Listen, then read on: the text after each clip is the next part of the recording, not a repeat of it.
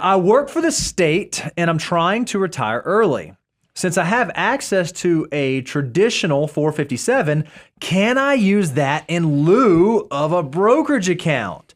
Oh, I love it, Brian. That's a great question. Why don't you tell them a little bit about what a 457 is and why maybe it's a little unique or different than a 401k or 403b or something like that. Well, I do like, when people talk about retirement accounts, employer-provided retirement accounts, the easy answer most people think of is that 401k. Mm-hmm. Most common type. Because that's the most common type. And then you think about the teachers and the hospitals that have the 403bs, and those are very similar to the 401ks.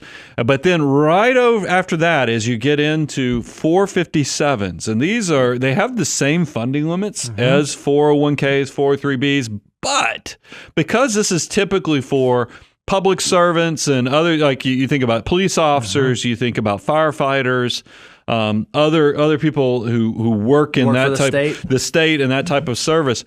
These have a very cool benefit is that they don't have that 59.5 provision or 55 for like 401k. Retirement accounts in general, it's 59.5 to get access, or otherwise you have to pay early withdrawal penalties. 401ks and other qualified retirement plans provided by your employer do allow, if you retire 55 and greater, you get access to those assets penalty free as well. But 457s don't have the early withdrawal restriction, and I think they were designed on purpose because it's not uncommon that you go work as a police officer at 18 years of age, you work for 30 years, you're going to need access to that money pre all these dates, even before 50 potentially. So they designed these products to where you could actually get right to them without penalty. Now, you will pay income taxes unless it's a Roth from 457.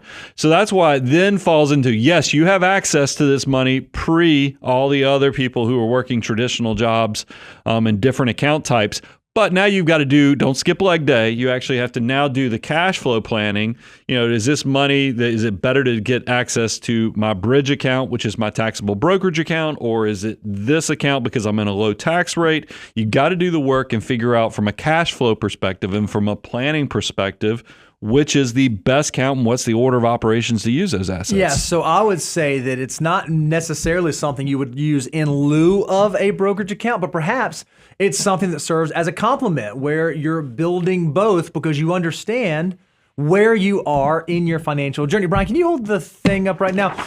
That's why we have the 9 steps tried and true that you can work through. So if you are in step 5 coming into step 6, it may make sense to begin maxing out that traditional 457. And then once you do that, then you begin building up that brokerage account so that you have those bridge assets. By the way, if you'd like to know even more about the financial order of operations, right now it is on a never before seen sale. You can go to learn.moneyguy.com to check that out and get an amazing deal on that. And I think that was a great question. Now there's one, well, I'm not going to go there.